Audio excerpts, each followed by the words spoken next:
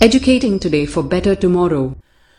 Hello everyone, welcome you all. स्वागत है आप सभी लोगों का। और इस वीडियो में हम एनालिसिस एंड सॉल्यूशन डिस्कस करने वाले हैं हमारे टेक्निकल टेस्ट सीरीज 6 की, जिसमें basically TOM, DOM and machine design के क्वेश्चन पूछे गए थे। एनालिसिस एंड सॉल्यूशन हम डिटेल में डिस्कस करेंगे। पहले वो नाम देख लेते हैं जिनसे ये उम्मीद है कि आगे भी नाम करते रहेंगे और फाइनल लिस्ट में अपना सिलेक्शन लेंगे। तो इन्होंने बहुत अच्छा परफॉर्म किया है टेस्ट सीरीज में और उम्मीद है कि आगे भी परफॉर्म करते रहेंगे। ये कुछ फीमेल परफॉर्मर हैं जिन्होंने अच्छा परफॉर्म किया है, इनसे भी सेम उम्मीद है। और इस बार मैंने लिस्ट में बीपीएससी को अलग से ऐड किया है, क्योंकि आप लोग कई बार मुझसे कह रहे थे कि आप हमारी सेपरेट लिस्ट दिखा दिए ताकि हमें पता चले कि हमारे यहाँ कंपटीशन की क्या हालत है। तो ये आपकी सेपरेट लिस्ट है और आपसे भी सेम उम्मीद है। हालांकि बीपीएससी वाले डेट ही नहीं बता रहे कि आपको टेस्ट कब देना है खुद का, बट फिर भी उम्मीद है, उम्मीदों पे दुनिया टिकी है। यूपीपीएससी आरआई का तो यही नहीं बता रहे हैं कि पेपर उनका सब्जेक्टिव होगा कि ऑब्जेक्टिव होगा। जीपीएससी में रिक्रूटमेंट के बाद वैकेंसी कैंसिल कर दे रहे हैं, तो सबकी अपनी लीला है। फिर भी उम्मीद है कि आगे वैकेंसी जो भी हैं, जो भी गवर्नमेंट ने निकाला है उस पर एक्शन लेंगे और प्रॉपर तरीके से उसको एग्जीक्यूट करेंगे। अगर आप मेरी वीडियो पहली बार देख रहे हैं तो ये मेरा टेलीग्राम चैनल है, इस पर आप मुझसे ज्वाइन हो सकते हैं। जो भी पीडीएफ, जो भी वीडियो मैं बनाता हूँ उसकी पीडीएफ आपको यहाँ पे मिलेगी। ये ग्रुप है जिसमें आप अपने क्वेश्चन पूछ सकते हैं। ये इंस्टाग्राम है, फेसबुक है, सब आपको पता है। आप चाहे जहाँ पे भी मुझसे जुड़ सकते हैं, आप डिस्कस करते हैं। ये कुछ डाटा है, स्टैटिक्स है, आप देख सकते हो। मैक्सिमम मेल कैंडिडेट हैं यहाँ पे, कुछ 5 to 7 फीमेल कैंडिडेट हैं। ये कुछ कैटेगरी का सिनेरियो है, ये भी आप देख सकते हो। और ये कुछ एग्जाम के सिनेरियो हैं कि आप किस एग्जाम के लिए प्रिपरेशन कर रहे हो। तो बेसिकली कंसिडरेबल जो यहाँ पे नंबर्स हैं वो जीपीएससी के हैं।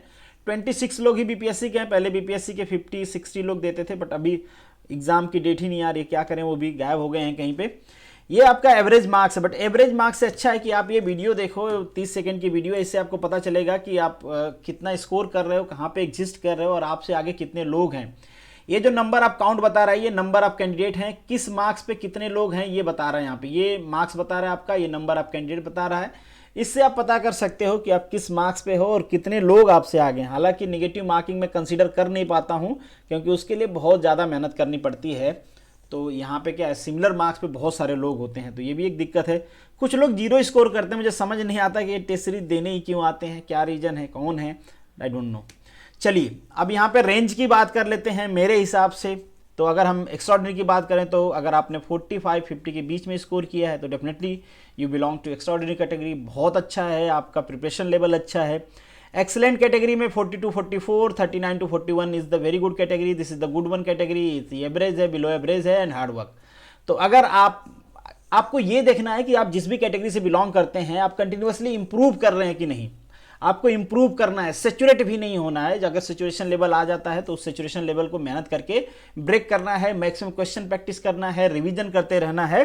अब शुरू करते हैं हमारा क्वेश्चन। पहला क्वेश्चन है जो a spring is to absorb the shock and vibration. वैसे तो जितनी भी स्प्रिंग बनाई जाती हैं सारे स्प्रिंग शॉक एंड वाइब्रेशन को अब्जॉर्ब करते हैं, क्योंकि सबका ये फंक्शन ही होता है। फोर्स मेजर करती हैं, जैसे स्प्रिंग बैलेंस का करते हैं, फोर्स ट्रांसफर करती हैं, एनर्जी अब्जॉर्ब करती हैं। एनर्जी अब्जॉर्ब की बात करें तो जो टॉय में स्प्रिंग यूज होती है ना, वो एनर्जी अब्जॉर्ब के लिए आप देख रहे हो कि पीछे खींच के छोड़ देते हो, टॉय चलने लगता है। क्यों चलता है भाई? क्योंकि आपने जो एनर्जी दिया है उसको वो स्प्रिंग में अब्जॉर्ब हो गई है। उसी तरीके से मोशन को कंट्रोल करते हैं, जैसे अगर हम कैम फॉलोअर की बात करें तो वहां पे मोशन कंट्रोल करते हैं। तो इन शॉर्ट हम कहें तो ये फोर्स, पावर जो भी कह लो आप, वो ट्रांसफर करते हैं, वाइब्रेशन, शॉक को अब्जॉर्ब करते हैं। अब यहाँ पे कुछ स्प्रिंग से नाम दिए गए हैं। अब इनका पर्टिकुलर एप्लीकेशन होता है कि किस फील्ड में इनको महारत हासिल है। यहाँ पे मैं आपको स्प्रिंग भी दिखा देता हूँ। ये जो ऊपर स्प्रिंग दिख रही है आपको डिस्क टाइप की स्प्रिंग है, ये आपकी कोनिकल टाइप की स्प्रिंग है, ये आपकी टॉर्सन टाइप की स्प्रिंग है, और ये नीचे आपको दिख रहा होगा लीफ टाइप की स्प्रिंग है, जो बेसिकली ऑटोमोबाइल में यूज होती है। और ये ज़्यादा वाइब्रेशन को एब्जॉर्ब करती है ड्यू टू देयर डिज़ाइन। ठीक है, तो बेसिकली अगर हम ये बात करें कि शॉक और वाइब्रेशन को ऑब्जर्व करने के लिए हम कौन सी स्प्रिंग यूज करते हैं, तो वहां पर हम यूज करते हैं लीफ स्प्रिंग। बाकी का यूज हम कहां पे करते हैं, जैसे अगर हम डिस्क की बात करें तो जहां पे थर्मल एक्सपेंशन के चांसेज होते हैं या कॉन्ट्रैक्शन के चांसेज होते हैं, ऐसा कहीं पर एप्लीकेशन है तो वहां पे इसका यूज करते हैं। कोनिकल को आपने देखे होंगे ना कि जहां पे बैटरी आप लगाते हो वॉच में, तो इस टाइप की स्प्रिंग यूज किया जाता है। तो बेसिकली जो इलेक्ट्रॉनिक्स डिवाइस होते हैं वहां पे हम इनका यूज करते हैं। और ये जो होती हैं बेसिकली एनर्जी अब्जॉर्ब करने के लिए यूज होती हैं। कहीं पे भी पेन में आपने इसका यूज देखा होगा, बेसिकली बहुत सारे जगह और भी यूज होती हैं। बाइक्स में भी आपने देखे होंगे इस टाइप की स्प्रिंग का यूज। तो बहुत सारे जगह इसका यूज होता है। इन जनरल जहां पे भी आप देख लो टॉर्सन वाली स्प्रिंग आपको ज्यादा मिलेगी। नेक्स्ट जो क्वेश्चन है, which of the following is use to convert the rotational motion into the translation. Simple question था, रैक एंड पिनियन। अब इसमें आप देख लो, ये पेयर होता है बेसिकली। तो जो ऊपर वाला पेयर होता है जो सर्कुलर है, मतलब जो गोल गोल घूमता है, उसे हम कहते हैं पिनियन, ठीक है। तो ये कौन सा मोशन होता है, इसका सर्कुलर मोशन होता है। और ये जो आपको यहाँ पे दिख रहा है, इसको कहते हैं हम रैक, और ये लीनियर मोशन होता है, ठीक है। तो यहाँ से सर्कुलर मोशन आपका लीनियर मोशन में कन्वर्ट हो जाता है। नेक्स्ट जो आपका क्वेश्चन है, अब ये ओल्डहम कपलिंग का क्वेश्चन है, पढ़ लेना आप एक बार, मैं पढ़ नहीं रहा हूं क्वेश्चन को। इन जनरल अगर हम बात करें तो कपलिंग क्यों यूज की जाती है, तो कहीं पे दो शाफ्ट हैं, अगर उनको ऐड करना है तो हम कपलिंग से ऐड कर देते हैं। अब कपलिंग करेगा क्या, मान लीजिए दो शाफ्ट हैं, बीच में ऐसे कपलिंग लगा दिया गया, तो जो भी इसका मोशन होगा ट्रांसफर हो जाएगा, फोर्स ट्रांसफर होगा, पावर ट्रांसफर होगा, टॉर्क ट्रांसफर होगा, रोटेशन जो भी ट्रांसफर करना चाहते हो आप, एक बार वो कपल्ड हो गए तो ट्रांसफर हो जाएगा। तो इन शॉर्ट कपलिंग का पर्पज भी यही होता है। हाँ, कुछ हद तक ये जो मिस अलाइनमेंट होता है थोड़ा बहुत, उसको भी ये कंपनसेट कर देते हैं। अब हम बात करते हैं ओल्डहम कपलिंग की। कुछ इस तरीके से दिखता है। ओल्डहम कपलिंग में 3 पार्ट होते हैं, 2 पार्ट जो इनपुट आउटपुट शाफ्ट से कनेक्ट करते हैं, और बीच में जो पार्ट होता है वो इन दोनों को कनेक्ट करता है। तो this is the Oldham coupling, थोड़ी कॉम्पैक्ट होती है। अब यहाँ पे आपसे फंक्शन पूछा गया है, तो फर्स्ट जो टॉर्शनल लोड होता है वो ट्रांसफर करते हैं, एंड जो फोर्थ यहाँ पे दिया गया है कि रोटेशनल ट्रांसफर करते हैं लॉन्ग द एक्सिस, तो डेफिनेटली पावर, वेलोसिटी जो भी आप कह लो, ये सारा ये ट्रांसफर करते हैं। नेक्स्ट क्वेश्चन है जो आपका, which one of the following can completely balance the several masses revolving in the different plane. अगर डिफरेंट प्लेन में रोटेशन हो रहा है तो 2 चीज आपको बैलेंस करना पड़ेगा। देखो, एक तो आप जो फोर्स लग रहा है, जो मास है, उसको बैलेंस कर दोगे। अब वो मास क्या करेगा, कपल फॉर्म करेगा, मतलब एक मोमेंट क्रिएट करेगा, तो उसको भी आपको सेपरेटली बैलेंस करना होगा। तो यहाँ पे आपको 2 मासेस की रिक्वायरमेंट होगी इन 2 डिफरेंट प्लेन। तो यहाँ पे ऑप्शन जो आपका है बी सही है। The vibration damper on the crankshaft, ये थोड़ा बहुत ऑटोमोबाइल का क्वेश्चन भी हो गया है, आपके डिजाइन से रिलेटेड है, बट ऑटोमोबाइल से रिलेटेड भी है। क्यों यूज करते हैं भाई, बेसिकली अगर हम टॉर्शन की बात करें तो ये देखो लॉन्गिट्यूडनल वाइब्रेशन है, ये ट्रांसवर्स वाइब्रेशन है, मतलब परपेंडिकुलर जो एक्सिस है उसके ये पैरेलल होता है, और ये रोटेशनल होता है। तो यहाँ पे आपसे पूछा गया है वाइब्रेशनल डैम्पर जो होता है क्रैंक शाफ्ट जो होता है जो रोटेट करती रहती है क्रैंक शाफ्ट पे, तो बेसिकली वहाँ पे जो टॉर्सनल वाइब्रेशन होता है उसको बैलेंस करने के लिए हम इसका यूज करते हैं। बेसिकली डैम्पर की अगर हम बात करें तो जो वाइब्रेशनल डैम्पर होता है that is fitted on the engine crankshaft to reduce the stress, मतलब उस स्ट्रेस को, वो स्ट्रेस क्यों आ रही है, due to the torsional vibration. तो यहाँ पे ऑप्शन हो जाएगा आपका सी। नेक्स्ट जो क्वेश्चन है, द हार्टनेल गवर्नर इज कैसा होता है, स्प्रिंग लोडेड टाइप का होता है। कैसा दिखता है, कुछ ऐसा दिखता है, आप सभी लोगों ने देखा भी होगा, शक्ल अच्छी है इसकी वजह से। तो अगर हम बात करें कि ये कितने टाइप्स के होते हैं, किस तरीके से कैटेगराइज किया जाता है, तो यहाँ पे इनका आप कैटेगराइजेशन देख सकते हो। सेंट्रीफ्यूगल टाइप का हो सकता है, मतलब इसका वर्किंग प्रिंसिपल सेंट्रीफ्यूगल फोर्स होगा। दूसरा इनर्शिया टाइप का होता है, इसका वर्किंग प्रिंसिपल इनर्शिया पर बेसिस पे होगा। अब यहाँ पे ये 2 टाइप के होते हैं, इनर्शिया की बात कर रहे हैं, मतलब हम मास की बात कर रहे हैं नहीं। तो ये एक होता है डेड वेट, एक स्प्रिंग लोडेड होता है। तो यहाँ पे हम किसकी बात कर रहे हैं, देखो ये स्प्रिंग लोडेड की कैटेगरी में आता है, ये सारे स्प्रिंग लोडेड की कैटेगरी में आते हैं। थोड़ा सा यहाँ पे आप डिफरेंस देख सकते हो कि जो सेंट्रीफ्यूगल होता है उसमें और इनर्शिया में डिफरेंस क्या होता है, ये आप पढ़ लेना, आपको आना चाहिए, मे बी क्वेश्चन इससे पूछा जा सकता है। नेक्स्ट जो क्वेश्चन है काफी अच्छा क्वेश्चन है, ये भी गवर्नर से ही है। हंटिंग क्या होता है भाई, हंटिंग मतलब जब आपकी जो मीन स्पीड होती है, आपका फ्लक्चुएशन कंटिन्यूअसली हो रहा है। मतलब क्यों कंटिन्यूअसली होगा, अगर आपका गवर्नर ज्यादा सेंसिटिव है, ज्यादा सेंसिटिविटी मींस क्या होती है कि जो आपका इनपुट है ना, जो आपका आउटपुट है वो इनपुट के अगेंस्ट में कंटिन्यूअसली चेंज हो रहा है और बहुत तेज चेंज हो रहा है। तो देखिए किसी भी कंपोनेंट के लिए सेंसिटिविटी जरूरी है। अगर कोई कंपोनेंट ऐसा है आप इनपुट चेंज कर रहे हो, आउटपुट चेंज ही नहीं हो रहा, उसका मतलब क्या है, नहीं। जैसे आप ब्रेक लगा रहे हो, आपका ब्रेक लग ही नहीं रहा है, आप उस पर खड़ा हो गए फिर भी ब्रेक नहीं लग रहा है, इसका मतलब क्या होगा कि आपका ब्रेक इनसेंसिटिव है। और आपने थोड़ा सा पैर रखा तब तक ब्रेक लग गया, गाड़ी रुक गई, तो हम कहेंगे टू सेंसिटिव है, बहुत ज्यादा सेंसिटिव है। तो किसी भी कंपोनेंट्स का ज्यादा सेंसिटिव होना या कम सेंसिटिव होना अच्छा नहीं होता है। उसी तरीके से यहाँ पे गवर्नर जब ओवर सेंसिटिव हो जाता है तो ये कंटिन्यूअसली फ्लक्चुएट करता रहता है अपने अपर और लोअर लिमिट को, जिससे क्या होता है थ्रोटल वाल्व कभी खुलता है, कभी बंद होता है, कभी खुलता है, कभी बंद होता है, कभी सप्लाई बढ़ती है, कभी घटती है। तो ये हंटिंग क्यों कहते हैं, क्योंकि वो हिट करते रहता है अपर और लोअर लिमिट को। तो ये बेसिकली होता है गवर्नर का हंटिंग। इसका मतलब क्या है, ये टू सेंसिटिव है। तो ये किससे मैच कर गया, हमारा सेकेंड पॉइंट से। सेकेंड जो है आइसोक्रोनस। आइसोक्रोनस का मतलब होता है कि इसकी जो इक्विलिब्रियम स्पीड होती है ना वो कांस्टेंट होती है। इक्विलिब्रियम स्पीड कहां पे कांस्टेंट दिया है, that is number 4, equilibrium speed constant, या फिर इसे हम इनफाइनाइट सेंसिटिव भी कहते हैं। स्टेबिलिटी का मतलब होता है कि वो स्टेबल है भाई, कोई चेंजेस नहीं हो रहे हैं। अब मतलब ये इन शॉर्ट जैसे वो उसका जो बॉल का रोटेशन का रेडियस होगा वो कांस्टेंट रहता है इन शॉर्ट। तो अगर हम यहां पे कहें सी, तो सी का आंसर हो जाएगा आपका 1 radius for the rotation of each speed, मतलब बहुत स्टेबल है, तुम घुमाते रहो एक ही रेडियस में घूमेंगे, चाहे उनको तुम कम दे दो, स्पीड ज्यादा दे दो, लोड बढ़ा दो घटा दो। बेसिकली गवर्नर होता क्या है, गवर्नर लोड को बैलेंस करता रहता है। लोड के हिसाब से आपकी स्पीड फ्लक्चुएट कर रही है तो उसको क्या करता रहेगा, बैलेंस करता रहेगा। ठीक है, फ्लाईव्हील और गवर्नर दोनों में बेसिक फंडामेंटल डिफरेंस होता है। आप लोग सोचते रहना, आगे शायद 1-2 क्वेश्चन आएगा कोई फ्लाईव्हील का, तो मैं उसमें बता दूंगा। अभी हम ये डिस्कस कर लेते हैं। एफर्ट बेसिकली क्या होता है, effort is nothing but a mean force during the change of speed. तो यहाँ पे जो ऑप्शन डी का 3 हो जाएगा, तो इस तरीके से आपका ऑप्शन हो गया सी। यहाँ पे मैंने वो चीज़ें मेंशन भी कर दिया ताकि आप भूलो नहीं, ये पीडीएफ आपके साथ शेयर कर दिया जाएगा तो चीज़ें आपको याद रहेंगी।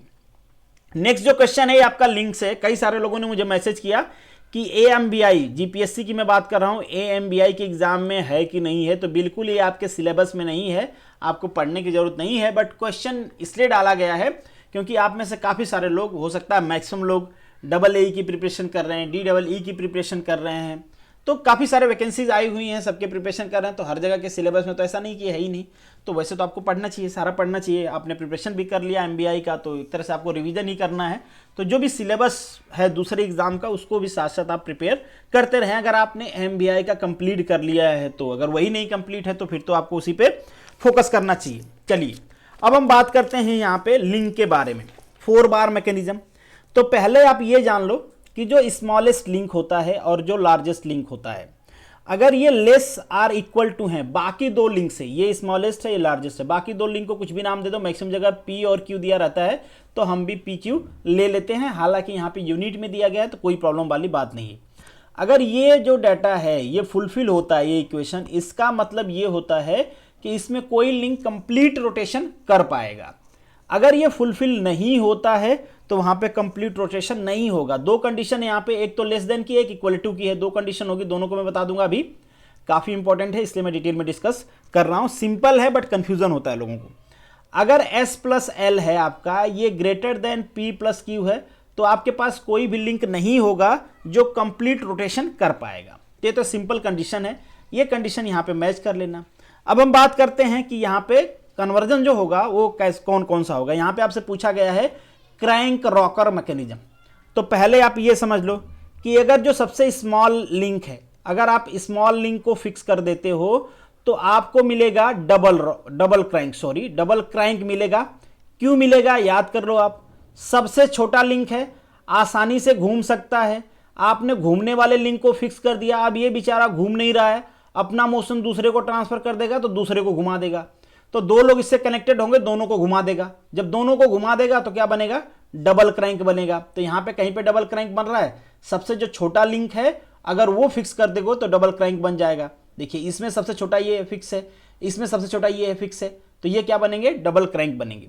नेक्स्ट जो क्वेश्चन है आपका, नेक्स्ट जो पॉइंट बनता है इसमें, नेक्स्ट कन्वर्जन जो होता है, अगर जो स्मॉल लिंक है अगर वो जो कपलर बन जाए, कपलर इन द सेंस ये है कि जो लिंक आपने फिक्स किया है उसके अपोजिट चला जाए तो वहां पे डबल रॉकर बन जाएगा। क्या बन जाएगा, डबल रॉकर। या तो उसको कपलर हम कहते हैं या फिर ये कहते हैं कि जो स्मॉलेस्ट लिंक है, जो फिक्स लिंक है उसके अपोजिट में है। तो जैसे यहां पे स्मॉलेस्ट कितना है, 5 है, और ये आपका फिक्स लिंक है, दोनों अपोजिट में है, तो यहां पे क्या बनेगा, डबल रॉकर बनेगा, डबल रॉकर। मगर आपसे पूछा क्या है, क्रैंक एंड रॉकर। ये कब होता है, जब आपका स्मॉलेस्ट लिंक होता है वो फिक्स लिंक से अटैच होता है। 2 ही साइड से हो सकता है, जैसे आपका ये स्मॉलेस्ट लिंक है, किसी में भी हो, जो अगर वो फिक्स लिंक से अटैच्ड है तो उस टाइम पे क्रैंक रॉकर मैकेनिज्म बनेगा। तो ये आप याद रख लेना। बाकी और भी कंडीशन होती हैं, इतना डिटेल में तो डिस्कस करना ठीक नहीं रहेगा, फिर भी मैं आपको बता देता हूं। अगर मान लीजिए ये कंडीशन तो लेस देन इक्वल टू होगा। अब इक्वल टू वाले में एक कंडीशन बनती है जो इंपॉर्टेंट है, आपसे पूछा जाता है। मान लीजिए 2 लिंक क्या हो, सेम हो, दोनों ये इक्वल हो और 2 लिंक इसमें से सेम हो उस टाइम पे एक डेल्टॉइड बनता है, एक पैरेललोग्राम बनता है, ये आप ध्यान रख लेना। पैरेललोग्राम में क्या होता है, जो इक्वल लिंक हैं वो दोनों अपोजिट साइड में होते हैं, कुछ इस तरीके से बनेगा ना यार, बहुत ही सिंपल, ये आपका पैरेललोग्राम बन गया इस तरीके से। उसी तरीके से अगर जो इक्वल दो लिंक हैं अगर वो एडजेसेंट साइड में हैं तो ये आपका डेल्टॉइड बन जाता है, मतलब कुछ इस तरीके से बन जाएगा आपका डेल्टॉइड। ये दोनों सेम है और ये आपका लिंक है एक, ये दो लिंक हो गए, तो इस तरीके से डेल्टॉइड बन जाएगा। तो ये आपको ध्यान रखना है कि अगर दो लिंक सेम हो जाते हैं, सेम लेंथ के हो जाते हैं, तो उस केस में ये दोनों कन्वर्जन भी होता है, ये आप याद रखना। नेक्स्ट जो क्वेश्चन है आपका, pendulum pump is the inversion of single slider crank mechanism. और यहाँ पे एक वीडियो है, मैं आपको दिखा देता हूँ। इसमें काफी लोगों को डाउट होता है कि फिक्स कौन होता है। देखो ये जो सिलेंडर वाला पोर्शन है ना, ये कुछ हो रहा है, इसमें मूवमेंट नहीं हो रहा है, ये फिक्स है, ठीक है। तो ये इसे बेसिकली लिंक 4 कहते हैं। ये वाला जो अटैच है इसको लिंक 1 कहते हैं, ठीक है। ये लिंक 2, ये लिंक 3, तो इस तरीके से होता है। तो इसमें फिक्स क्या होता है, लिंक 4 मतलब सिलेंडर फिक्स होता है। तो ये हमारा कन्वर्जन हो गया आपका सिंगल स्लाइडर क्रैंक मैकेनिज्म का। नेक्स्ट जो है आपका, in pantograph all the pair of. Pantograph होता क्या बेसिकली, यूज क्यों करते हैं, अगर कहीं पे आपको स्केलिंग करनी है, स्केल को चेंज करना है, तो वहां पे हम पेंटाग्राफ का यूज करते हैं। जैसे कि एग्जांपल लेते हैं, आपको समझ में आ जाएगा। ये रेलवे का ट्रैक होता है, जो इनपुट जो लाइट होती है यहाँ पे करंट होती है, एक करंट को रिसीवर जो होता है, करंट का रिसीवर, ये बेसिकली पेंटागन होता है।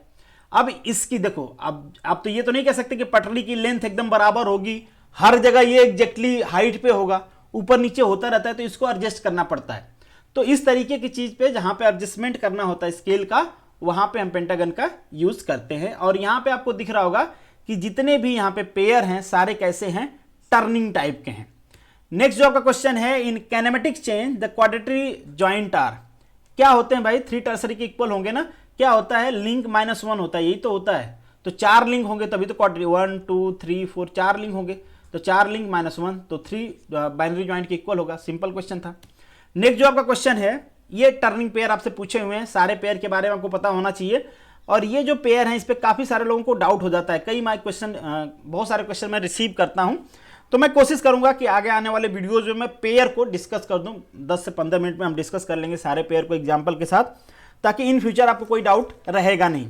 अब एक टर्निंग पेयर देख लो, एक फिक्स होता है, इसके अगेंस्ट में एक पेयर हमारा एक लिंक जो क्या करता है, टर्न करता है, इसलिए हम इसे क्या कहते हैं, टर्निंग पेयर कहते हैं।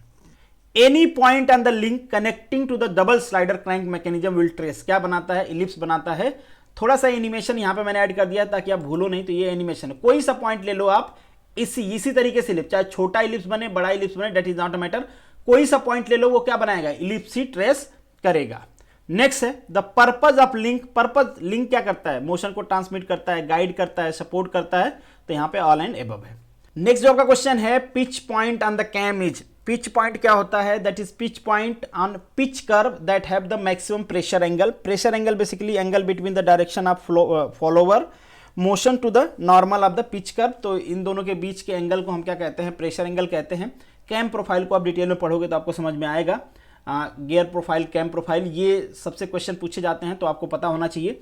ये बेसिकली इस एंगल की बात करें, और ये जो पॉइंट होता है इसे हम कहते हैं पिच पॉइंट। तो यहाँ पे आपका ऑप्शन क्या हो जाएगा, बेसिकली बी हो जाएगा। नेक्स्ट जो आपका क्वेश्चन है, the plane of spin, precession and gyroscope couple perpendicular होते हैं ना, तीनों परपेंडिकुलर डायरेक्शन में होते हैं। यहाँ पे आप देख सकते हो ये स्पिन है, ये कपल है, प्रेसिजन है, तो तीनों 3 परपेंडिकुलर डायरेक्शन में होते हैं।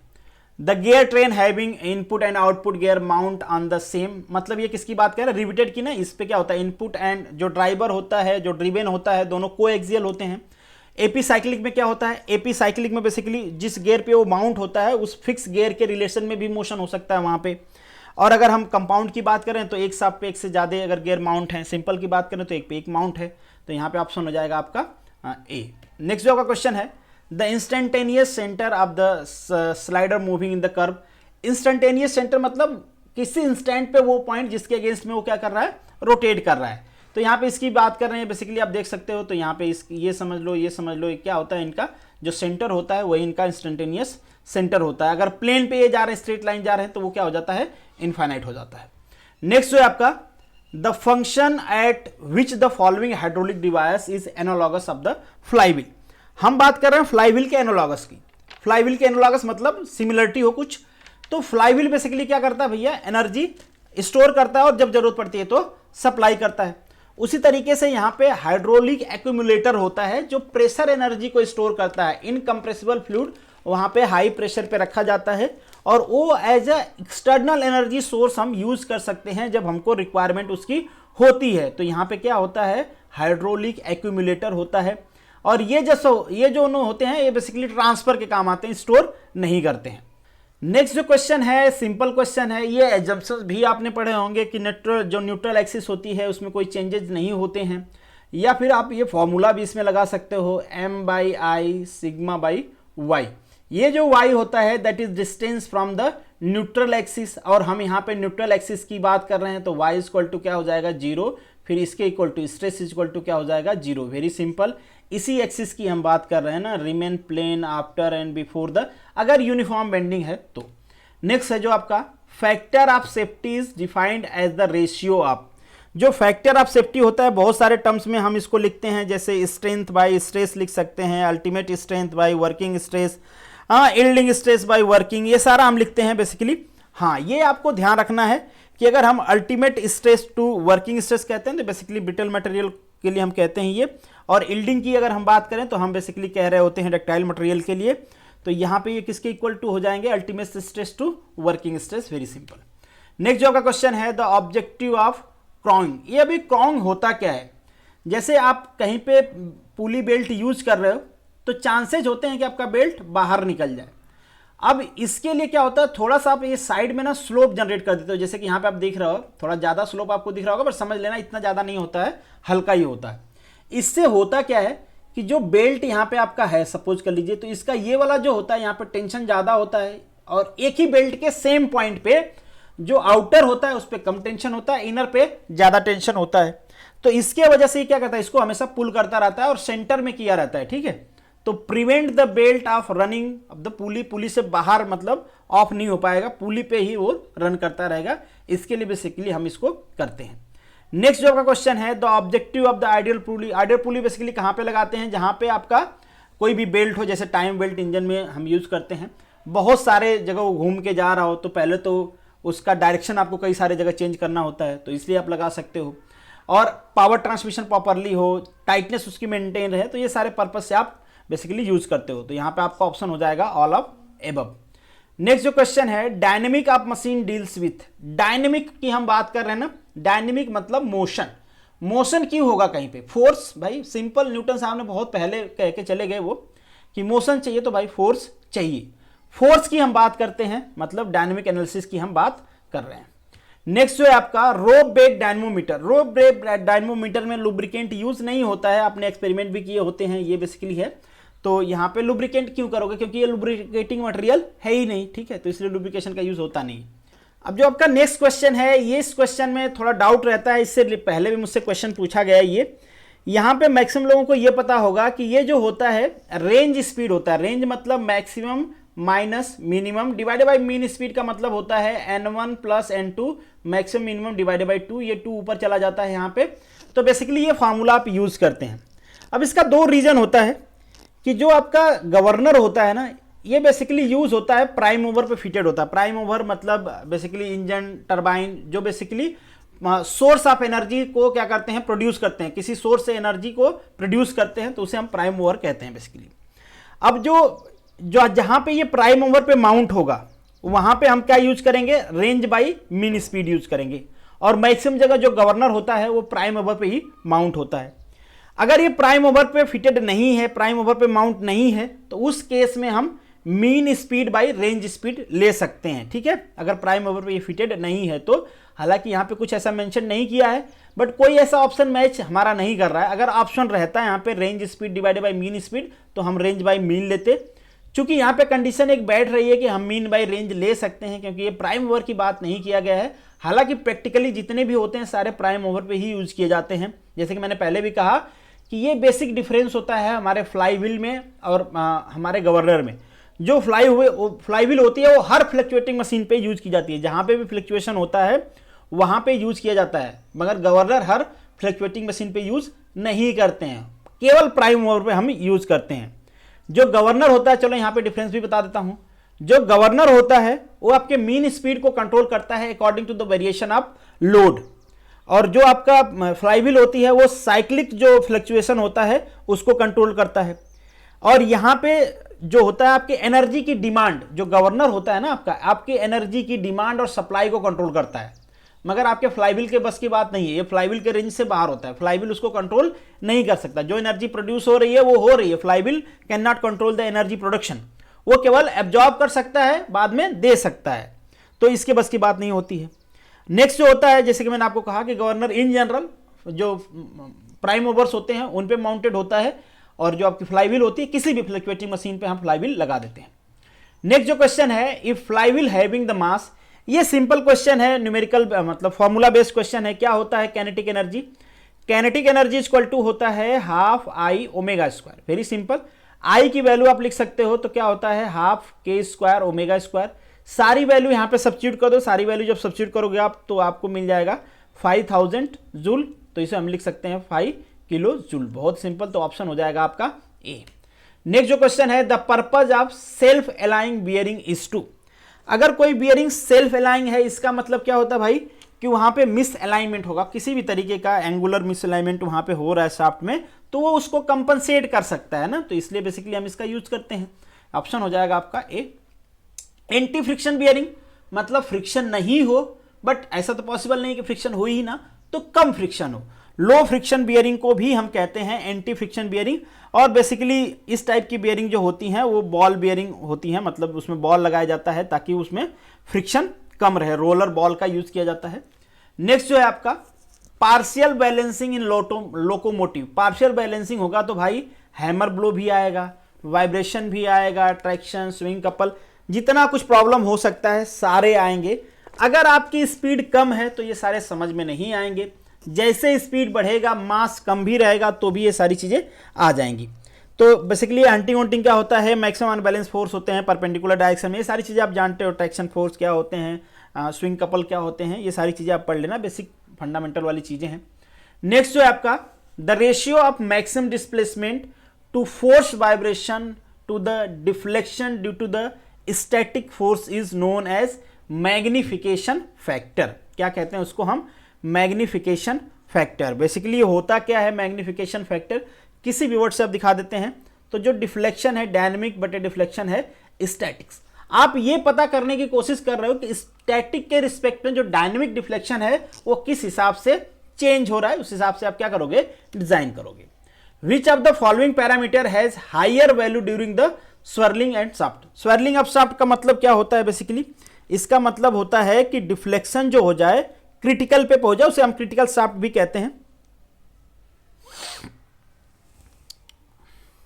नेक्स्ट जो आपका क्वेश्चन है, which of the following parameter is higher during the swirling of the shaft, इसको हम क्रिटिकल भी कहते हैं ना। क्रिटिकल पे बेसिकली होता है क्या, डिफ्लेक्शन बिकम इनफाइनाइट, ठीक है, जो एम्पलीट्यूड होता है वो बहुत ज्यादा हो जाता है, फेलियर तय हो जाता है। तो यहां पे ऑप्शन हो जाएगा आपका सी, एम्पलीट्यूड बढ़ जाता है।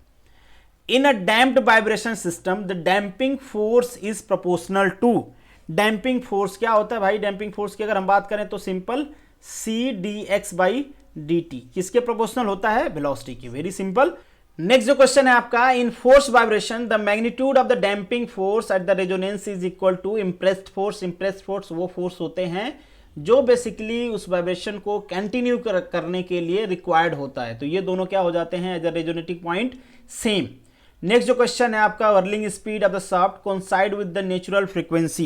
ये होता है क्या, बेसिकली जो हमारे एक्सटर्नल फोर्स का जो हमारे एक्सटर्नल फोर्स की फ्रीक्वेंसी है अगर वो सेम हो जाए नेचुरल फ्रीक्वेंसी को तो उसे हम रेजोनेंस की कंडीशन कहते हैं, और ये बेसिकली ट्रांसवर्स वाइब्रेशन होता है, ठीक है।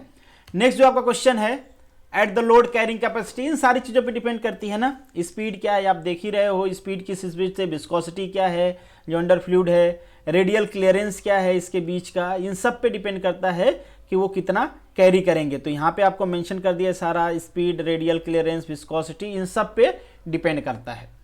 नेक्स्ट जो आपका क्वेश्चन है, in concurrent engineering design of manufacturing, दो टाइप्स की होती हैं डिजाइन सिस्टम, एक सीक्वेंसिंग हो सकता है, एक इनकंकरेंट हो सकता है। सीक्वेंसिंग मतलब हम प्लानिंग करते हैं पहले ये पहले ये पहले ये, और कंकरेंट में सब साथ में कर देते हैं, तो सिमल्टेनियसली कंसीडर किया जाता है इसमें। नेक्स्ट जो क्वेश्चन है आपका, the design calculation of member subjected to the fluctuating load.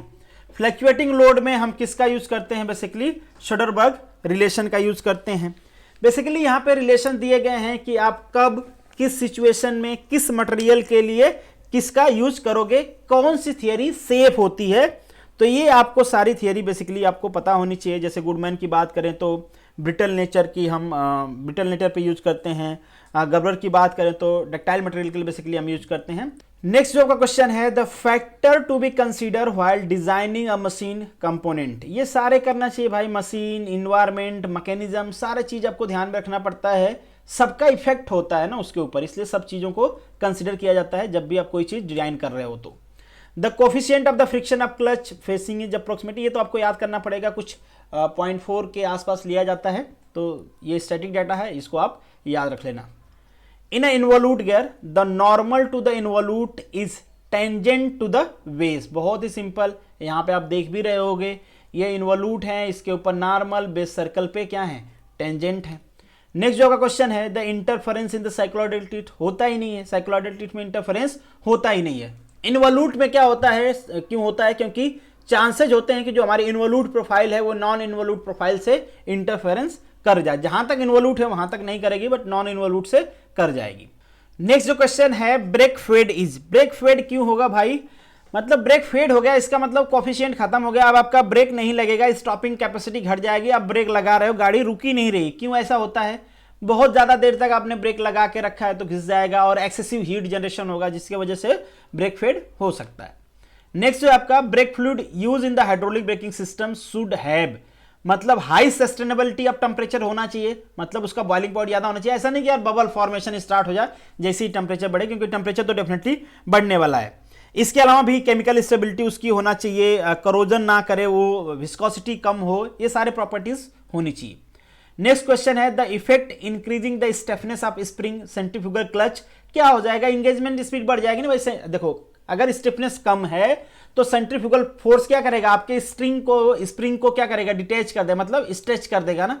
Stiffness ज्यादा है तो स्ट्रेच नहीं कर पाएगा, तो ज्यादा स्पीड आपको मिलेगी।